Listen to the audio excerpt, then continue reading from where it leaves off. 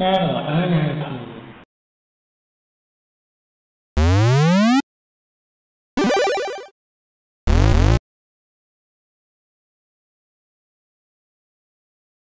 Okay, I really shouldn't be so surprised that this game won out.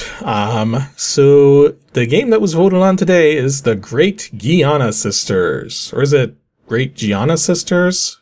Giana? Something like that. Anyways, first of all, if you haven't heard of this game before, then what rock have you been living under? And second of all, yeah, even as someone who didn't grow up with the Commodore 64, this is a game that's pretty much synonymous with the platform.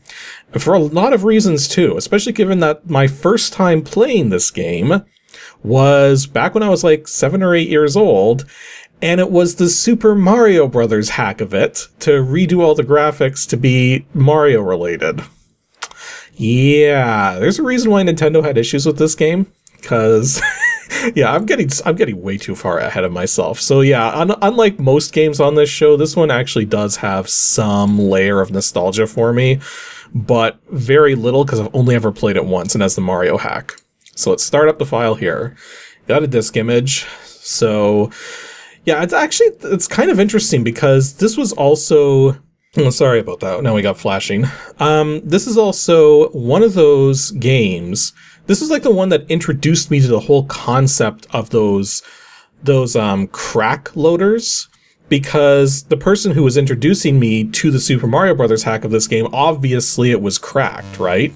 So yeah, it would have like an intro like this. I don't remember if it was a Remember Group intro or something, because again, I was 8 years old, but yeah, it had that sort of intro to it, and he skipped past it. And like that kind of confused me as to why that was happening, but then I was playing a Mario game, so it was like, oh, there you go. Okay, so let's move on from here. So I suspect we're going to have a high score or trainer screen come up, or documentation. There you go. What happened? One night when little Giana from Milano was fast asleep, she had a strange dream. Everybody dreams weird things at night, but no one will have experienced situations like little Giana is about to. Giana suddenly finds herself in a strange, mysterious world where everything is completely different. Gravity has almost disappeared. Sometimes one feels like flying away, and everywhere there are unexplainable buildings and structures.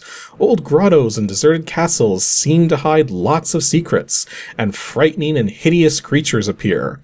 This wouldn't be too bad, except that Giana can't leave this world unless she finds the magic huge diamond. Okay, so she starts searching for this wonderful jewel. However, she is not totally alone, for her little sister Maria can dream too. So yeah, it's Giana Sisters. But now see, here's the crazy part, okay? So, Super Mario Brothers. So you would think Mario Brothers, meaning their last names would be Mario. And that's exactly what it is. Mario Mario and Luigi Mario. Here, I don't think this game gets off on that, because now we're saying that it's Giana Giana and Maria Giana. Like, is that the lore here? Like, is that accurate, or did they simply call it Giana Sisters because it sounded like Mario Brothers and not because they were actually being accurate about the names? Okay, and this was an important thing for me to know. The dream world is divided into 33 stages. I seem to remember these stages are not very long, but I don't know if we're going to go through all 33 of them. That's a lot. Okay, well, at least it has an explanation of the power-ups, because this always confused me, because when I played it as a kid, sometimes I'd pick up a power-up and I wasn't quite sure what it was doing. So first we got the fire wheel, which is what makes you big so that you can break blocks. Then you got the lightning, which apparently your weapon of choice are dream bubbles. And then double lightning allows them to rebound off obstacles. Strawberries. With energy from this good fruit, the dream bubbles will take a completely different route.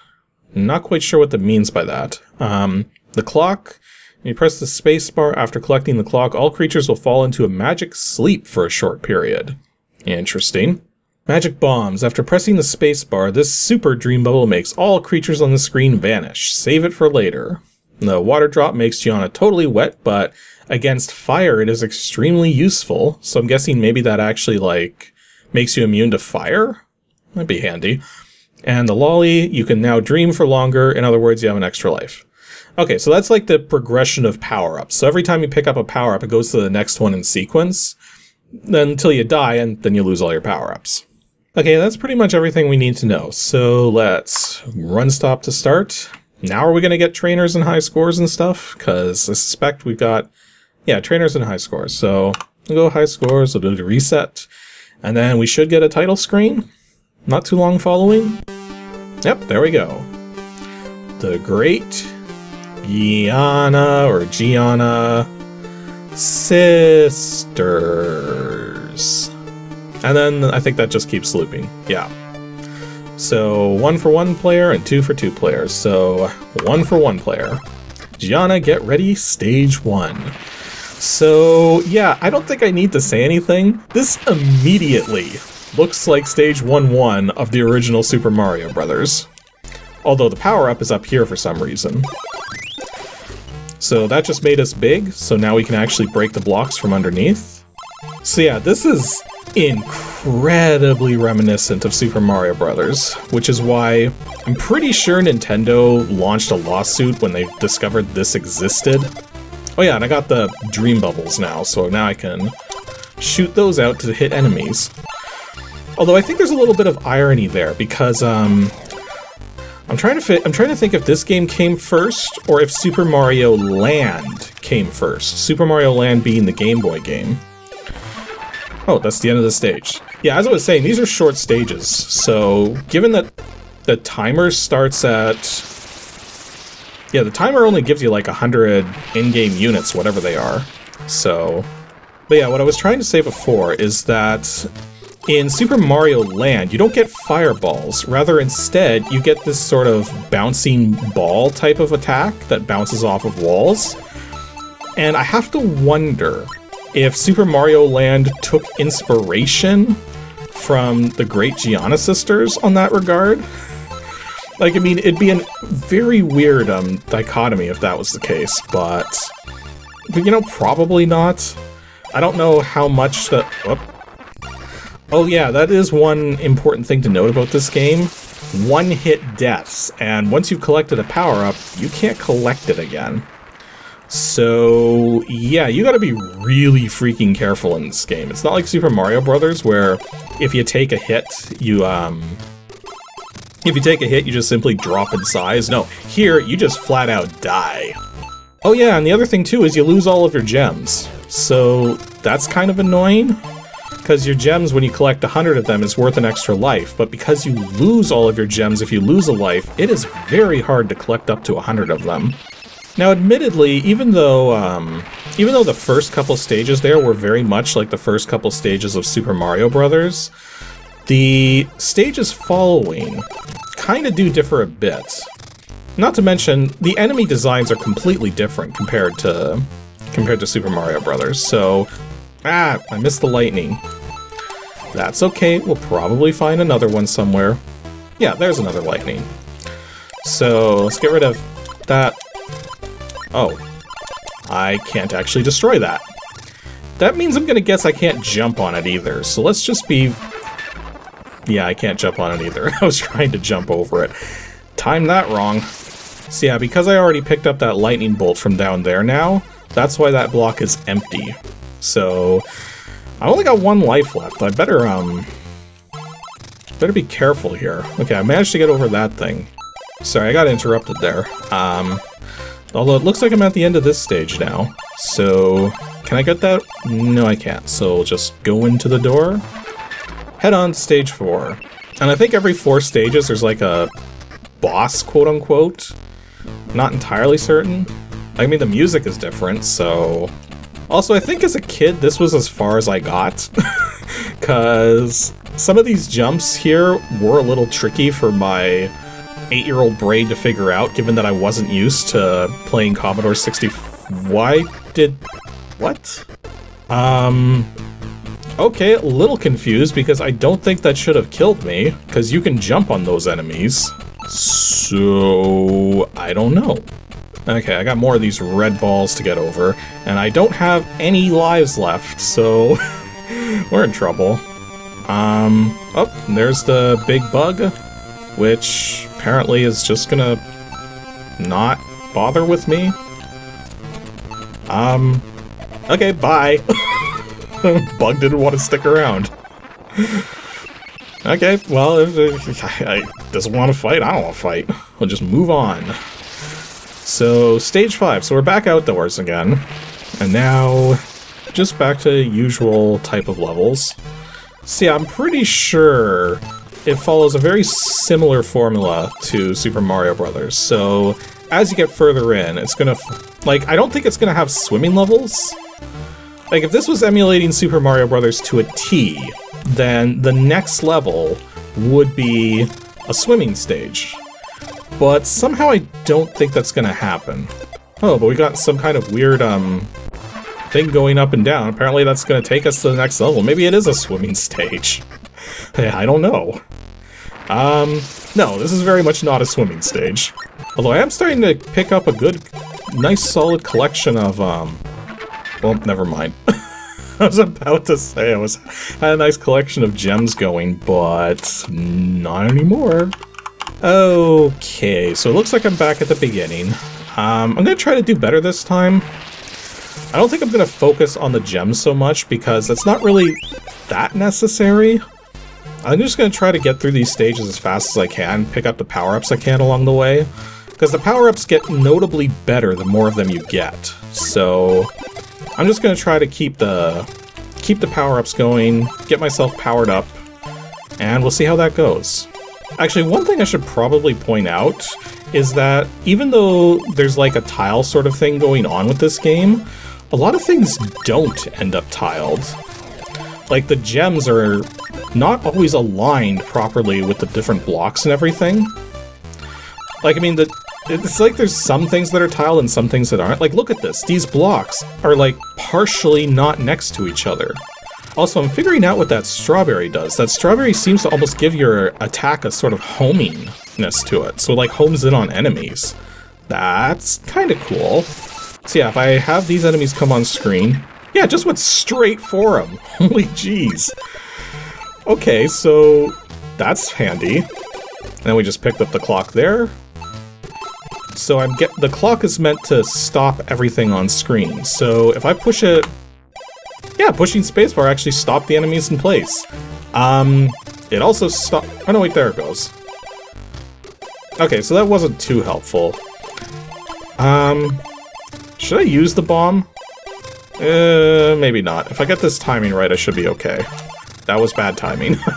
I could just feel that that was bad timing. There we go. Okay. That was the main jump I was concerned with there, but I think I'll be okay now. Yeah, having a homing attack makes this way easier. And I'm also up to 73 gems. I haven't even been trying to collect them, but... Well, actually, now that we have this homing attack, maybe we can actually defeat the boss and get some points for it or something. So, we'll see how that goes once I get up to the boss again. So yeah, I was able to jump on that enemy just fine. So my guess is that the way the hit detection works, you can't walk off of a ledge onto an enemy. So you have to actually actively be jumping, otherwise the hitbox will hit you. Okay, so now we got another one of these to get over. And another one. Okay, so we're almost to the boss now. Let's see if we can actually...